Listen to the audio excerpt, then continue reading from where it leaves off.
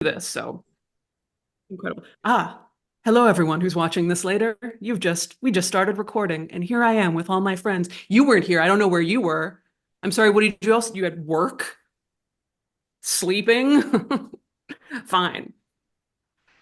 Welcome everybody. I'm so happy to see you. First, I'll address the elephant in the room, which is this giant poofy thing on my face. I had to have a mole removed yesterday. And several people, unrelated to one another, have said I look like my Halloween costume is Donald Trump assassination attempt.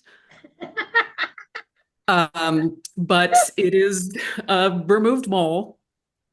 I can't wash my hair. So if you're also like, you couldn't even bother washing your hair for us, Caitlin, I tried. I can't do that till tomorrow morning. When I went in, the surgeon was very, very nice because they really had to like cut it out. I will spare you the body horror of this mole removal because this is a book club and not what you're here to do. Although at the point that you're here and a patron and at this book club, I'm probably safe to be vulnerable with you in this moment. But I was like, well, I know we have to have this removed, but what if a wizard gave me this mole and it's where all my powers have been derived from.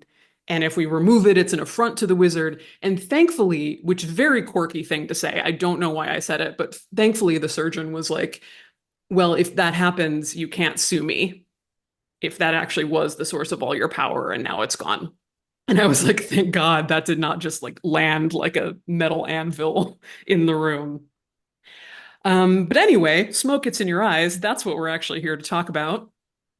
Here it is. Oh, I see some. I see some. If you don't have one because you listened on audiobook or read it 10 years ago, because that's when it came out, that's all fine. I was thinking, I did reread it, the first half of it the other day, and I, first of all, I think it holds up. I don't know. I will say though that writing this book, I started writing it in 2008 when I worked at the crematory, and then really started writing it when I got the book deal in, I believe, 2012. So this book was mostly written in the year 2012. And 2012 was a very different year culturally than 2024 is. And so rereading it, the freedom with which I am like, we had all sorts of bodies at the crematory. Black people, fat people, disabled people, just like living in a world of diverse people and just talking about them like I'm a young, and part of that is I was a 22-year-old girl and ignorant in some ways. And I think it sort of stands as a testament to that. But there are ways that I wrote very authentically as a very young person in 2012 that I do not think I would write now. I would absolutely not be able to write as myself in 2024 as a 40-year-old woman about that time. And so I'm glad that it exists as this document, this like ancient text document from that era authentically, even if everything I wrote, I wouldn't write exactly as I would choose to write it now or frame it now. It's very authentic for better or worse. But I think all the main tenets I'm still really proud of, and I'm surprised hold up. And I'm interested in hearing what you think about that. Listen, if you want to confront me, let's go. If you came here, if you signed up to the Patreon to confront me about how book is actually bad, I'm ready for it. I can take it. I may cry later, but I can take it. And also, a fun update that I have for you is that if you remember Chris, who is the body van driver in the book, who was just the man that I would go to pick up the dead bodies with, and I describe as sort of a grumpy character. I had dinner with him less than a month ago in New York City with two other people that had worked at the crematory as well, and were Chris fans. And he sort of invited us out of the blue, said he was going to come to New York, and all three of us were like, we're going to make this happen. We love Chris and we're going to make this happen. And I've heard he always likes to pretend that he really hates being in this book. And then he's like, grumble, grumble. You said I drove a child molester van, and you say I'm grumpy. And every single person who knows Chris is always like, oh no, Chris, she got you exactly right. Sorry, Chris. That's right. She was actually kind of sweet about you in the book, and she got you exactly right. So, haha, Chris. But it was an extremely charming dinner. He looks exactly the same. I don't know if he was hitting the embalming fluid all the years that he worked at the crematory, but he looks amazing. And just as delightfully, charmingly curmudgeonly as he always was. And it was just fantastic to catch up with him. So someone said everyone has a Chris in their lives. I hope everyone has a Chris in their lives. Everyone deserves a Chris in their lives. We all need it. As Sarah was saying, I think the idea is that I would love for the discussion to be a combination of questions, since I'm here and I wrote the book, questions that you want to ask me about the book, things that I maybe don't make clear or that you want the behind the scenes on. Um, and please put any questions that you have into the chat, and Sarah will find those. I'll find some of them. And then also, it can be more like a book club discussion. If you have something to say about the book, or something to tell me about the book that you don't like, yeah, raise your hands. And that's another way that we can kind of be in the discussion. Or, like I said in the post, you don't have to say anything at all. I've never said a thing in an online event in my entire life. I'm way too introverted for that. I would never do that. So we have to appreciate the people who are willing to do that because it's not me. But I think a question that I overall have, and this is maybe sort of a selfish question, but for people in the chat or in this group that have been following me for a really long time, because I know that there are those people, if you reread or rescanned or re-listened to a little bit of this book for this event, is it different than how you remembered? Is it hitting different in some way than it did 10 years ago, 5 years ago when you first read it? And then by the same token, if this is the first time you ever read it and you decided to just pick it up for this book club, is it different than what you anticipated that it would be? So that's sort of my prompt to you, but also, honestly, any questions that you want, please come in. Sarah, I know that you said that there were some questions that came in beforehand, so maybe we can warm up with those. We can definitely warm up with those. What I'm going to do is I had intended to leave my camera on the whole time, but just to keep you center stage, I'm going to Mhm. turn my camera off. I'll leave my audio on. If that's disorienting or isn't working, let me know, everyone. We know who the voice of God here is, and it's Sarah, my dear old friend and colleague, Sarah Chavez. So one of the questions that we got beforehand, and it's one of the most popular questions, runs along the lines of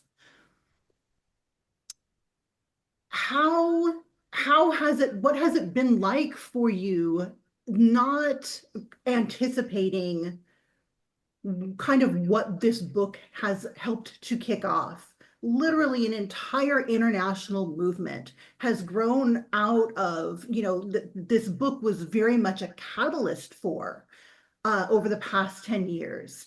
And I know, because I know you a little, that you couldn't have imagined that. But watching this develop over the past decade into the changes that you're seeing now, with the public being a little more willing to talk about death, um, people wanting to engage in these topics, having new options for what we do with our bodies, like with human composting. What is that like? What is that like from your point of view? Because it's completely unique. That seems like a real ringer question. Caitlin, how does it feel to be so amazing? Like, oh, thank you. Um, well, the question, and again, this is not an answer that I would give to any group that was not people that I feel very safe with. And now I'm just puffing you up, but I mean it. I feel, like this is a good group that knows what this is all about and has been with me for a while. But when the assumption always is when something becomes culturally relevant that it was unanticipated or unplanned. And I have other friends who do YouTube or who are writers, and they're and I believe them when they say this. Their way of talking about their work is always like, oh gosh, I started making some YouTube videos in the pandemic, and wouldn't you know it, it got popular. And oh my gosh, now I have a bunch of subscribers. And I believe that that's true for a lot of people. But for me, after I worked at the crematory and after the year that this book took place, and when I went into mortuary school afterward, I pretty much immediately, and it's hard to explain this without sounding woo woo is not the word, but it's hard to explain this without sounding like I have a mole on my face that controls the universe. But if you came in late, that's going to be extremely confusing. But I really did know that what I wanted to do was to be a public intellectual on the subject of death. I almost immediately knew that there was major systemic problems with the funeral industry in the United States. I was so surprised by what I saw. I was immediately intellectually and historically engaged by the funeral industry as a whole, especially the American funeral industry. And I just had this feeling that even at age 23, that it would be an incredibly good fit for me to work on the reform of the funeral industry. And I knew that the way people reformed things was by becoming sort of public figures or public intellectuals. And I knew I didn't have what it takes to be an actual activist because there are differences between activists and advocates, right? And activists who can absolutely put their body on the line, go into the streets, really do that kind of work. That's not for me. I'm an absolute weenie. So I knew that my strategy had to be the written word. It had to be videos. It had to be sort of putting my ideas out in the marketplace of ideas and doing what I could to make it popular. So from the beginning, I really felt that it wasn't like I was like, you know what, I'm going to write a book and it's going to be a hit, guaranteed hit. No, I didn't know that. I was, of course, terrified before this book came out as to what was going to happen. But I did know that I felt extremely passionately about this subject. I felt that other people in just the zeitgeist would be incredibly passionate about this subject, that there was a true need for it, and that what I wanted to do was this kind of work. And I felt like it was the time to do this kind of work. So my approach to it wasn't necessarily calculated, but I really felt that myself and the world was ready for this particular kind of discussion in this way, because obviously there have been many shoulders that I stand on that have had similar versions of this discussion, but I felt like the internet age was ready for this discussion. And that's where my work came from. Um, yeah, so that was that sort of answers the question, which is that I did not know that this book would have the kind of legs that it has had over time, and I'm incredibly proud of that. But I didn't go into writing it like, gosh, I'm just gonna write a little memoir about me and we'll see how it goes. I was like, it's time for the death revolution and people must hear this and I must speak it into the world. And, when you're younger and you have that, I wouldn't call it delusion, but I would call it, just brimming with like fiery self-confidence and it needs to be you. That's really helpful. And now that I'm older, I'm like, oh, that's not true at all. I just kind of got lucky, but you need it when you're younger to put yourself out there like that. So that is what that journey has been like for me. Thank you so much for that, Caitlin. Crikey, Crikey has had their hand raised for quite a while. Please unmute yourself and ask your question or contribute however you like. Yeah, hi. So this was my second time reading the book, and as always, fantastic. But I did have a question about one part. In the Demon Babies chapter, you mentioned perfecting the toss for Mhm. the infant and the cremation machine and all of that. How exactly does that go in the case of someone wanting a witness cremation for their infant? That's a great question. Thank you for asking that. I honestly, the entire time that I worked at that crematory, we never had a witness cremation for an infant. Um, I think I'm actually thinking now, just thinking out loud, I mean, in my head, how I would have done it. Because the idea was that with an adult human, you had a loader and they were in a large cardboard box, right? And you would put that cardboard box, it would roll on the roller and it would roll all the way in and it would hit the exact point where the flame that came down from the ceiling of the cremation machine would hit their chest cavity. That's the part with the most flesh and meat on a human body. So that's where you wanted the flame to come down. And with an infant, the toss, which again is something that I don't know that I would admit. So here's something else that I actually want to talk about that I think was something very interesting that I reflected on a lot in rereading it this time, is that I never wrote a book about my own funeral home because I could never, once everything was on me and I had employees and people who needed me, I could never again afford to be honest in the way that I wanted to about what happened at the funeral home. And like we were very extremely respectful at my funeral home, like to an extreme degree, but things still happen at a funeral home. There are hard truths, mistakes are made, little wacky things happen, families are angry, families are fighting with each other. But when it's your own funeral home, it's just inappropriate to talk about it. So I think another area of authenticity and honesty in this book came from being a 23-year-old who just kind of worked in this crematory. And I'm like, oh, yeah, no, how we did it was you had these babies, and the babies also have to go in that exact place, in the exact column where the flame comes down from the ceiling. And you kind of had to lean in and, toss them a little bit to get them in the right place, which if you don't work at this crematory and you're not cremating 6 babies every day, sounds like sort of a wild thing to say and a disrespectful thing to say. But if it's in the context of this is the job and this is what you're doing, I was just sort of authentically and wild-eyed trying to chronicle what was actually happening. So I suspect that if we were to do a witness because other crematories that I've worked at or worked with have had different loading systems, so that wouldn't have been what we had to do. But I suspect what we would have done then is probably place the baby at the very entrance, maybe even in a smaller cardboard box, like trying to mimic the box from the alternative container. And if there was a witness, they may even have wanted a small casket of some sort, in which case that would have allowed us to put it at the very entrance to the cremation chamber and just kind of do more of a push in. And we would have, knowing Mike, who was my boss, we would have rigged something to make it not quite as confronting an experience for the family who were coming to watch it. But that's a great question and one that I've never gotten before. So congratulations, you made me kind of work that out on a whiteboard behind me in real time. But I think that's what I would have done. Awesome. Thank you.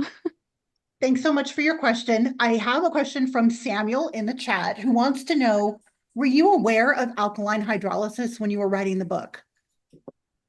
That's another great question.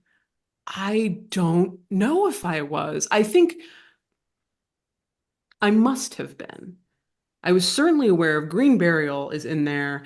Do I mention it? I wonder if I mention it at the end. I haven't I haven't rewritten. I'm in Melbourne, Australia, but we do have very distinct communities, which is great. And we all know Lunar New Year, which is wonderful, and that's becoming a more and more of a big public celebration, which I love. But just the Hell Money is such a visual. Like, look at all the pictures on it, and like obviously there must be an artist behind that. There must be a corporation printing it. There's so much on there. I'm fascinated. Yeah. Sorry, what is that in regards to? I missed the beginning of that. Or was that someone? I Hello? think someone may have had their microphone on. Oh, that's so interesting. I was like, I was totally listening to that question. I was like, yeah, let's follow. Who is This that is artist? Are Sam. we talking about a death ritual? Um, This is Sam. I asked the question in the chat a second ago, and I'm really interested in alkaline hydrolysis. It's not legal in my state hmm. now, but I don't remember that you mentioned it in the book at all. I But know, and I know it because of the YouTubes. I know it because of your YouTubes. if I did not mention it at the very end when I was sort of talking about all the new options, then I must not have known about it yet. But it was no, I think I did. Maybe I did know about it and didn't put it in. I'm really trying. These questions are really sending me down. I knew that you would have good questions, but I thought they would be more like, what were you thinking? But as opposed to like, go back into in your mind palace and tell us when this was. Um, I think I must mention it in this book. I'm going to have an answer for you next time if you come back. If I have earned your return business in this book club. But I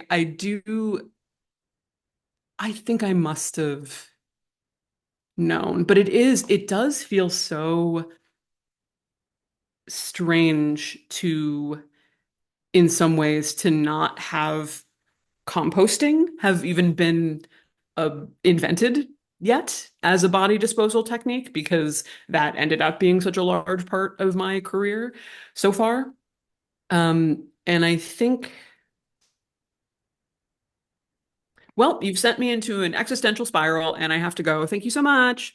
Um, I don't think I knew about. Wait, hold on. Can I Google something while I'm doing this? You can ask the next question, Sarah. Okay, I'll take one from the chat then.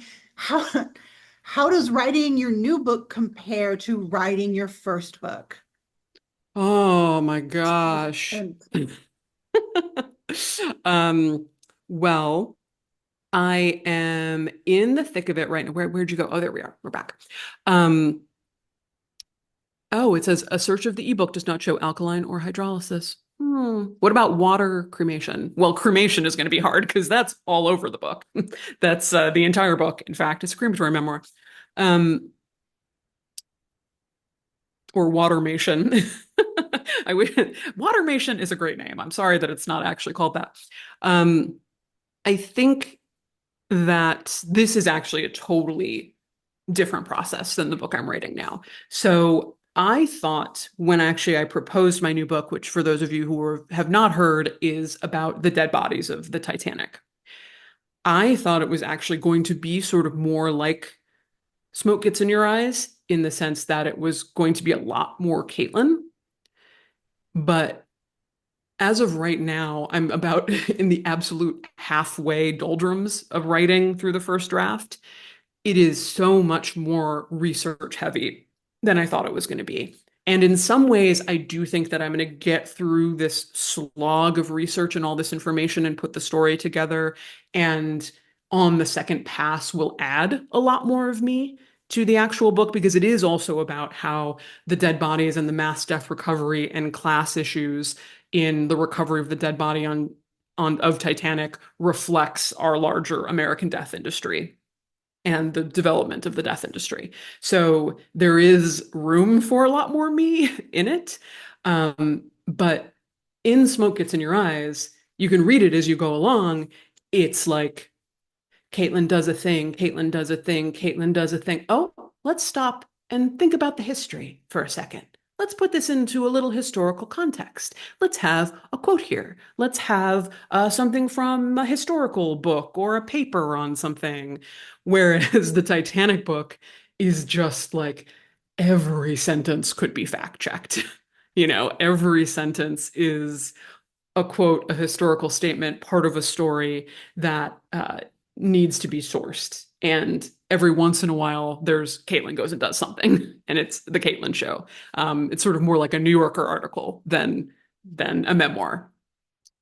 So that type of book is a lot harder to write than this. Ultimately, I thought this was really hard to write, but in retrospect, it was not. I mean, existentially, it was hard to write, but I don't think that it's hard to write in quite the same way. But everything's always hardest when you're in the middle of it, right? Something that you don't people who give birth always say, like, you forget how hard it was, and that's how you're able to do it again.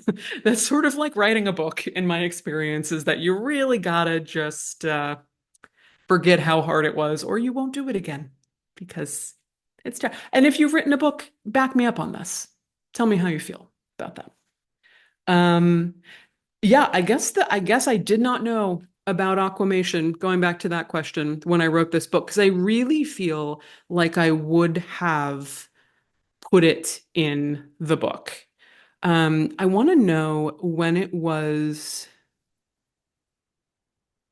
although it was being used, the Aquamation machine was used starting in 2005 um, at the Mayo Clinic.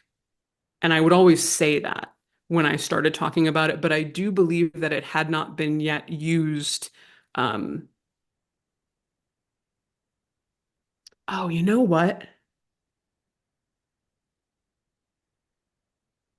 I remember, this is something that I remember. Sorry for the most boring tangent in the world, but I do remember going to a conference when the book had already finished.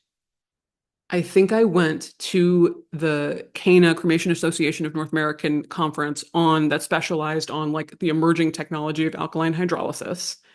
And it was not even legal. It was certainly not legal in California yet. I think it was only probably Minnesota, maybe Florida, that it was legal. And then another conference in Minnesota where we were able to go visit the machines at Bradshaw, which was one, I think was the first ever funeral home that used alkaline hydrolysis. So I think that it was, I'm remembering this now, alkaline hydrolysis and coming online to like its possibilities and its possibilities as like a advocacy tool and something that needed to be legalized, I really feel like happened primarily in the time after this book was done until like the 2 years after this book came out was kind of my big Aquamation era. So I would not be surprised if it just did not quite make it in to this book, but became very quickly after this book was done a big part of what I was doing. As to how much I knew and when I knew it, when this book was created, that I'm not entirely sure of. Okay. That was- Next question. JJ has had their hand raised and has been waiting. JJ, please go ahead and ask your question. Hello, I am your librarian that is like, let me look that up for you right now. Great, thank you. Watermation? No. Aquamation? No. So yeah, apparently I'm the librarian in the room. Thank you. You're welcome. So this is a kind of related, unrelated. I didn't have a chance to reread the book because life. But you know, talking about cremation and remains and the different ways, like, you know, I came in on the baby question of, you know, the baby throw. So my question is really around the opposite end, right? I mean, from my video, you can tell that I'm a larger person. I'm a super fat. So, you know, my question here is, and I've seen your video about body disposal around fat people, but I'm wondering like how much of the technology is changing to accommodate the fact that, at least in America, the US, especially because of COVID, we have, you know, sort of the more fattening of America, right? People locked in their homes and they're not exercising and they gained a lot of weight. So I was wondering if you could talk to us a little bit about that. I realize this might be a little bit of a left turn from the book. And if you need to move on, that's okay. But I am definitely concerned about the disposal of my own remains because of my size. Yeah, that's not a left turn at all. I think it's extremely relevant to the book. And I also just spent 10 minutes wondering when I knew about alkaline hydrolysis for the first time. So I think we certainly have time for this very, very real question and very real concern. Although I do think the funeral industry is not where it needs to be yet, but I do think it's much further along as far as accommodations for fat people than it was 5 years ago, 10 years ago. I also think, and this sort of makes me proud is not the right word because I don't have anything to do with it, but the fact that our greenest options, like green burial, for instance, like human composting, like alkaline hydrolysis, even with the way that the machines are structured, are just very well tailored for whatever size body someone has. And it's really the more quote unquote traditional options like burial in a normal size, not normal size, but regular standard issue size casket, the vault that has to go this exact size of these really manicured gravestone or graves. And then earlier model cremation machines are the ones that don't really have these accommodation for bodies that go larger. So I think that not only are the option, I think it's very nice and helpful for the industry as a whole that the options that people are increasingly wanting and demanding happen to line up with the inclusivity of its functioning as a disposal option. And I think that specifically, although I haven't this isn't a thing that people have really called me to task for, but I do think that there are parts in the book, especially when I talk about fatter people and bodies, where I don't make it as clear as I hope I would that I'm sort of just describing what was going on and not my personal opinion on fatter bodies. And part of that is sort of a more authentic, younger voice of just like, I was here and all this stuff is happening and I'm seeing it. But I do think if I were to rewrite it now, I would have a place where I could talk about these things happening in an honest way, but also be a little more solution based and like talk about how we're working on them as opposed to just being like, wow, isn't that wild? This is happening.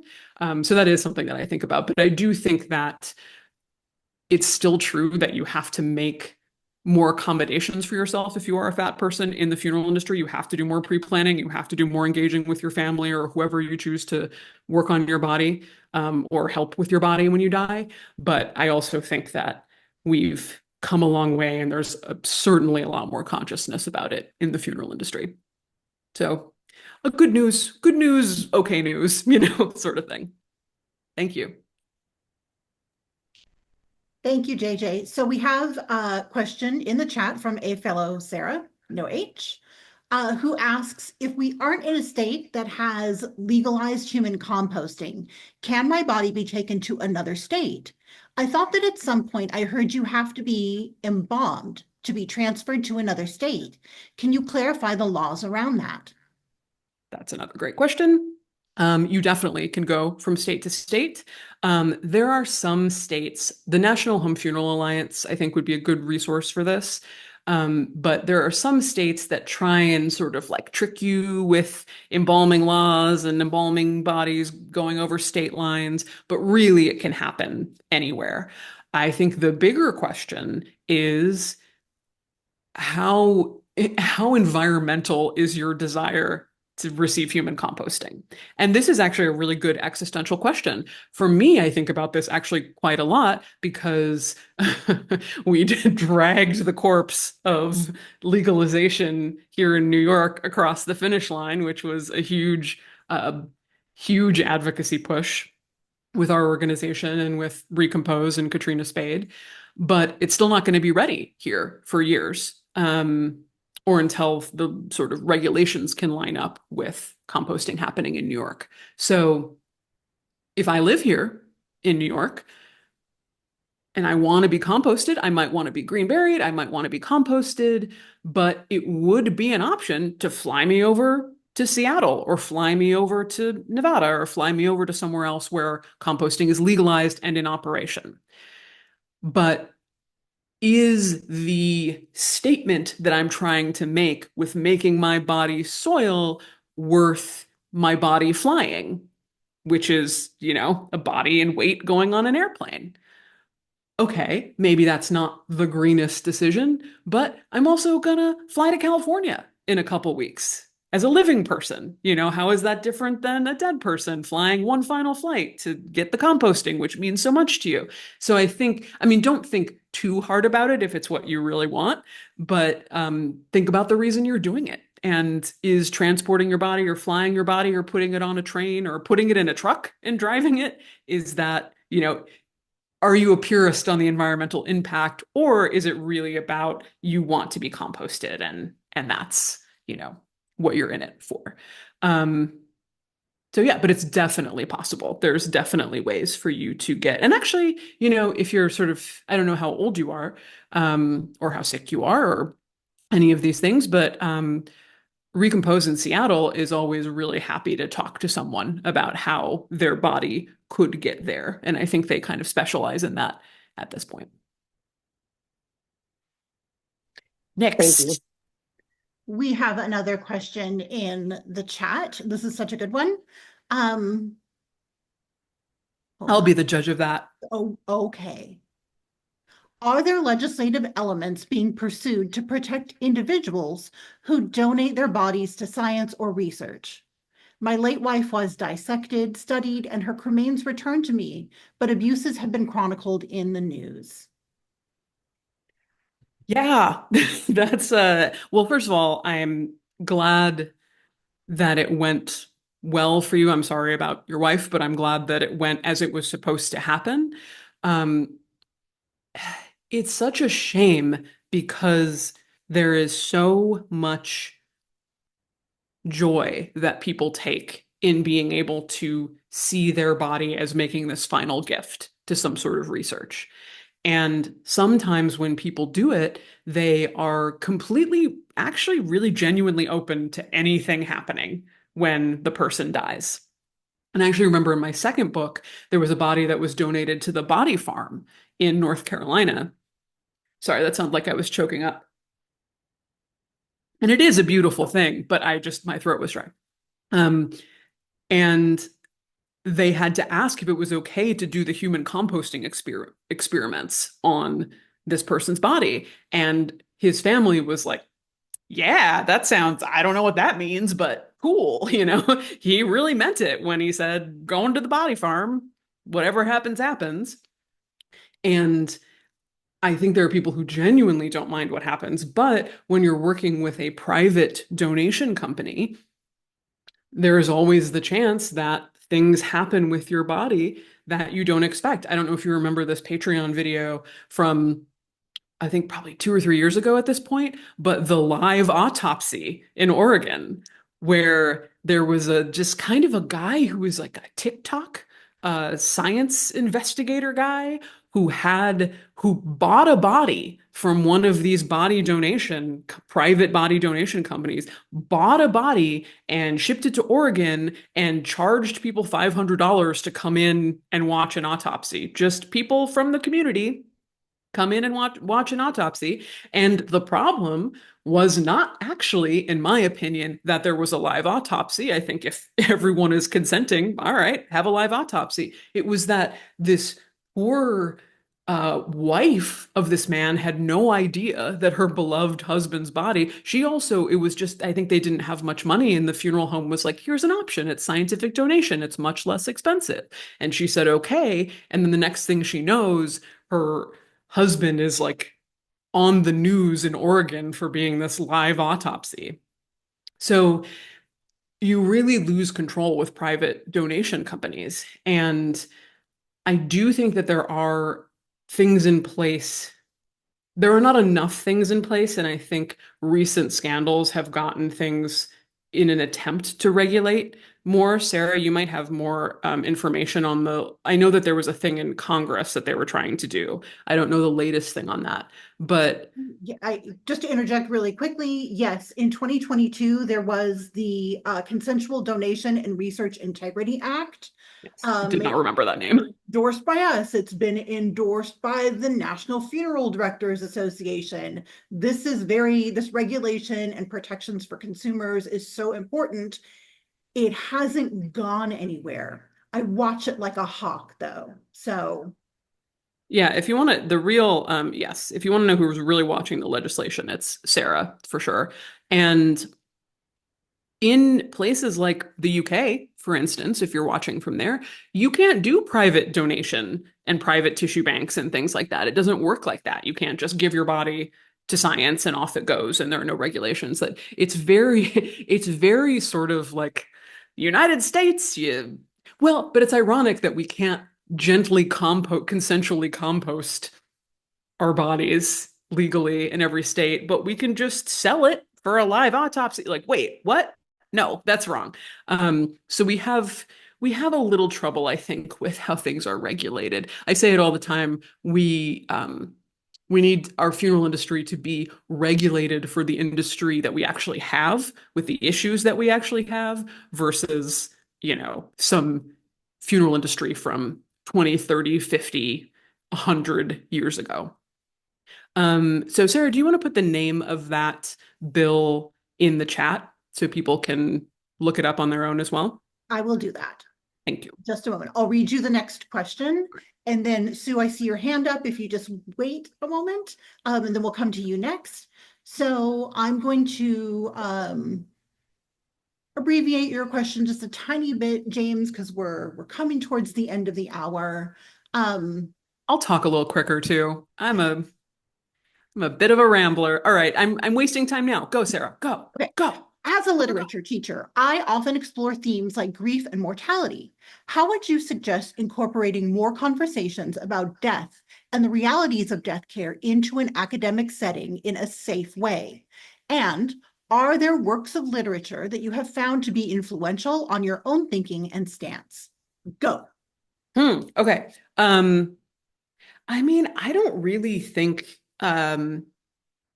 maybe this is just me, and maybe this is because I'm sort of because I'm good at it. But I don't think that talking about death is ever unsafe. I mean, if you're immediately launching into something about, suicide or something that's more tricky, that's one thing. But if you're just talking about the fact that we all die, I think it's never a bad conversation, and it should always be something that should be on the table. And I've always said that it's not weird to talk about death. It's weird if you're not talking about death. That's the sort of pathology of our culture. It's not that it's not that we're here in this group, in this Patreon book club, wanting to talk about it. As far as pieces of literature that have affected or really helped, well, so literature, so you mean fiction. That's a great question, because almost every book of literature is about death in a weird way. It's like almost every great book of literature has great deaths in it. It's love and it's death. But I don't know if there's one piece of literature that like changed everything for me. The nonfiction book that changed everything for me was The Denial of Death by Ernest Becker, which I've talked about many times before. But I don't know, everyone put in the chat what your piece of death literature is that you feel really changed something for you. Because I don't know. Literature. Let me think more about you think after all these years I would have a quick answer for like death in fiction that really does it for me. But I think it's because there's just so much death in fiction, and I read so much that I just cannot tell you what it makes. See, this is like why I can't do live events. I'm like, my bookshelf is like right outside. If you could just give me like 10 minutes, I'm going to go through all of them, and I'm going to pull like 7 of them, and we're going to come back and discuss them. No one has time for that.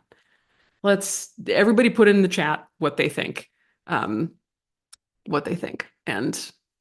I will look at the chat and I will agree or disagree with your options. I think, who do we have? We have Sue, right? That's in the... Sue. Yes. Sue, please ask your question.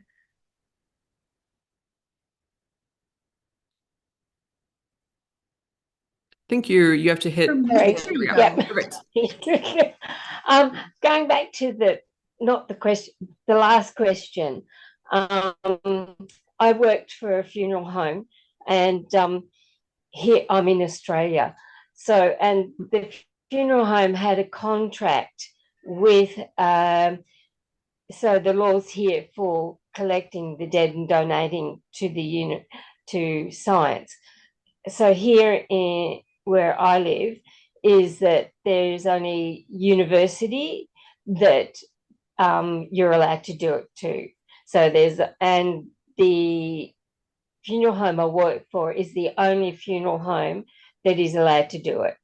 So if you want to donate your body to science, that funeral home picks you up and takes you, drops you off at the university for their bodies to be used, and they're only used for medical students to do for their medical training. That's a really helpful And perspective. that happens, yeah, and it happens, I think, in every state. So one funeral home has that contract, so that there's none of that sneaking around, donating and throwing, bodies of bits and pieces around. So that's what happens here in Australia for that reason, and I think it's lovely. Yeah, and again, other than the United States, most countries have, it has to be a medical school or some sort of extremely reputable medical establishment. It can't be, Mark of Science Bodies Incorporated wants to take your body and, sell your eyeballs here and blow up your body here. Yeah. And I don't want to besmirch all private donation situations because I know that there's good work that can be done there. I just think that when there's something that has obviously that much room for potential malfeasance around it, it needs to be something that's extremely just not even highly regulated, just highly watched. Everybody just got to be watched. And that's for funeral homes too. That's my thing. I actually believe in less regulation overall in funeral homes and scientific donation, all this, but I want a way for people to be watching all the time. Yes. The governmental bodies got to be watching and inspecting and going through logs and going to visit the facility. And they really do it here. What's happening? And they're fighting to try and get a body farm here in forensics, and they're struggling to get that because they're scared that people will use it incorrectly. It won't be put in a place where people can get to it, and so it's very hard here in Australia to do all of that. So I was grateful for where I worked, and this it's a family-owned funeral home, very small. They've had it for 150 years, and they are reminded me of your funeral home, actually. One of the reasons why I worked for them, because they were very nice. Yeah. So thank you, Sue. Yeah, so I just thought I'd let you know that. Thank you for that. Yeah, that's really helpful context, and that's as I said, like there can be issues with too much regulation too, and too much regulation does stop innovation around death in some areas. But if somebody's going to be doing anything around death or dead bodies, we need to be watching them. That's they were so good that they do green funerals, all that sort of thing. And when I heard about them, I went and I said, I want to work for you. Great. I'm glad that worked. Thank you so much, Sue. Yeah, I think we have time for one last question. No, we can do a couple. Well, we can do, like, I talked too long. We can do 3 questions, but they'll be rapid fire, and I will do better. I vow to do better here today at this book club. Bethany, you have your hand up. Go ahead and ask your question, please. Hi, Caitlin. Hi. So this is in relation to kind of what you've been speaking about. So I am a larger person and I would love to be able to donate my body to science. However, many of my local organizations will not accept me because of my weight. Do you know if that's something that you've heard of recently? Is that something that might change, especially here in the States, considering that the average adult is getting larger? Right. Yeah, that's a great point because if the average adult is getting larger, there seems, especially in medical school settings, the one that's always surprised me is that medical schools turn away larger and fatter bodies, which if that's exactly the bodies that they're going to be coming across in medicalized settings as the population changes, if they're doing surgery, if they're working in death care, like whatever it is, as you're becoming a doctor, it seems like part of the issue with medical care for fatter people is that they aren't really working on fatter people in medical school. So that seems like it would make so much sense. And that's like a perfect fit. Um, as far as, and the same thing goes with even private donation companies, it seems like it would make sense that all the people that they're going to be operating on and working on aren't all going to be extremely petite, emaciated 92-year-olds, which is sort of a lot of people who are donated and accepted by medical schools to be the donor bodies that people work on.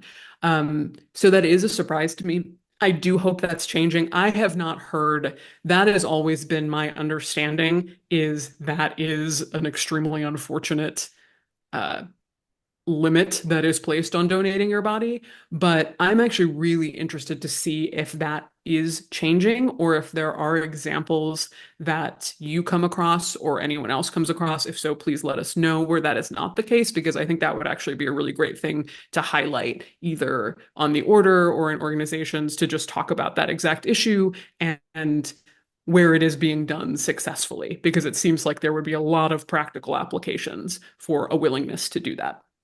So I'm sorry that that is happening to you. Someone said, if you're not an average sized man, they are not prepared. That is so true in so many parts of the medical field, is it not? And an average sized white man, right? Which is what they do all of the, like all studies are based on. Yes, unfortunately. Okay, that was sort of faster, right? Okay, two more questions. Okay, so T and Serafina asks in the chat, in Toothpicks and in Jello, you mention hospitals being a place that hide realities of death and dying and saving indignities from society, calling it medicalization.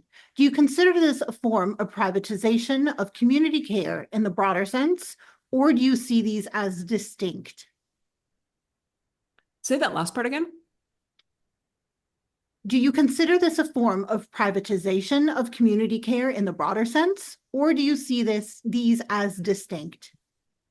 No, I mean, I absolutely see that, I think, if I'm understanding your question correctly. I mean, it's sort of similar to what we were just talking about, right? The fact that when you sort of, when all of these things are not integrated, things are not being represented, if that makes sense. So yeah, I mean, I think that in learning about the history of death care in the United States, what was always really, really interesting to me was the fact that hospitals going private and death being taken out of the home and the rise of the funeral home and the removal of killing animals from the home, farm, or homestead to slaughterhouses really happened and was concentrated around the same time in the beginning of the 20th century. And I think it was also World War One. This is not me going fast. I'm like, I think we can take it back to World War One. But it truly was. World War One is when, especially in the United States, and this is US centric, although I think this happened in a lot of places around the world, that World War One was just so violent and so awful, and there was so much death that a lot of people, as the funeral industry was already growing, people were like, you know what? Never mind. You take the dead bodies. We're done here. We don't want to handle this ourselves. You're the professional. And the funeral industry was like, yes, we are the professionals. Thank you. Oh, we've been waiting for you to see us as the professionals. That's exactly what we want.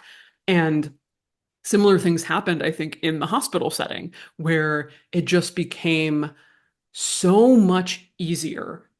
Funeral homes want to control the appearance and presentation of the dead body, and hospitals want to control the dying person and the ways that the dying person is treated and the ways that they can have control over the care.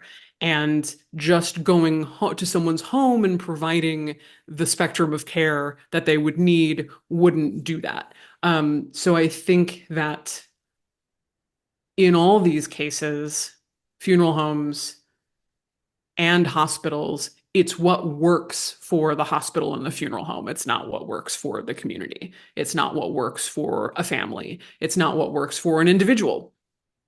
In most cases, are there good hospitals? Are there good medical professionals? Are there good funeral directors? Are there good funeral homes? Of course, of course, of course, of course. But is it, as I can't remember your exact phrase, but is it a sort of extreme privatization of something to set it up so it works best for exactly what the hospital wants to do and exactly what the funeral home wants to do around death and dying?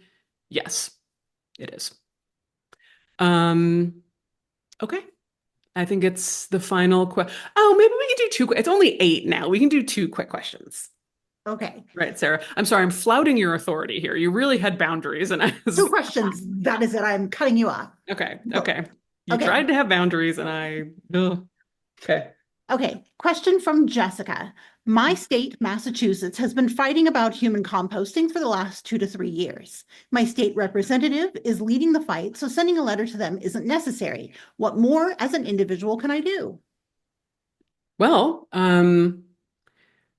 lots of things. I mean, I think I hear what you're saying, that your state representative is leading the fight, so they don't need a letter, but like they could drop it at any time. They could drop their fight. Like they want to hear that they're doing the right thing and they have the mandate of their particular voters. So I think any sort of tweet, call, email that where you say, listen, I know you're still doing this fight and I see you and I appreciate you and I want you to know that your particular voters have this mandate for you to continue to work on this and to continue to have your people take their time to work on this. So I think there's actually no harm at all in continuing to like puff up your representative and tell them they're doing a great job.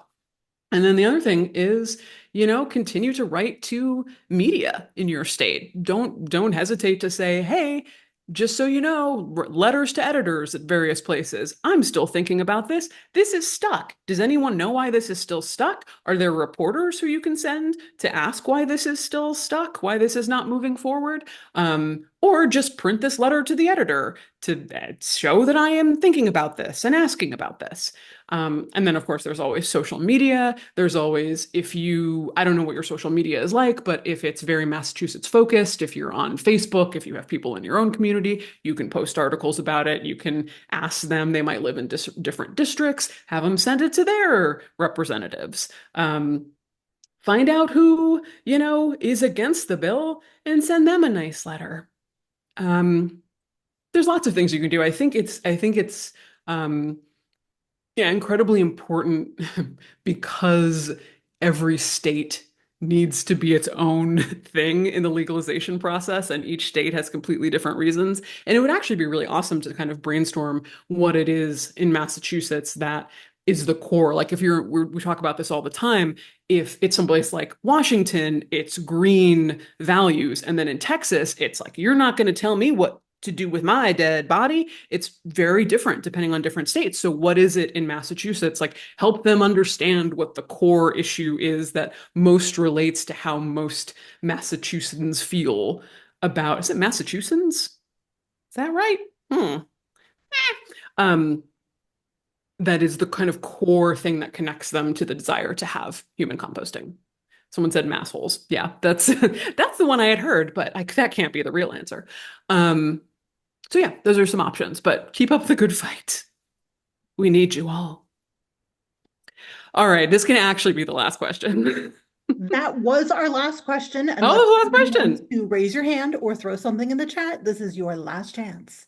It's your moment. Well, everybody thought that it was over, and we said it was over. My And fault. then, Totally. that meme that was like, call an ambulance, but not for me. Like that was this chat. Okay. Okay, we got one. Yes, we have a hand. Yes, Tia and Serafina, go ahead. I have a question that Google wasn't answering, Okay. which was, do eyeballs harden when they rot? That's just a question. Had I?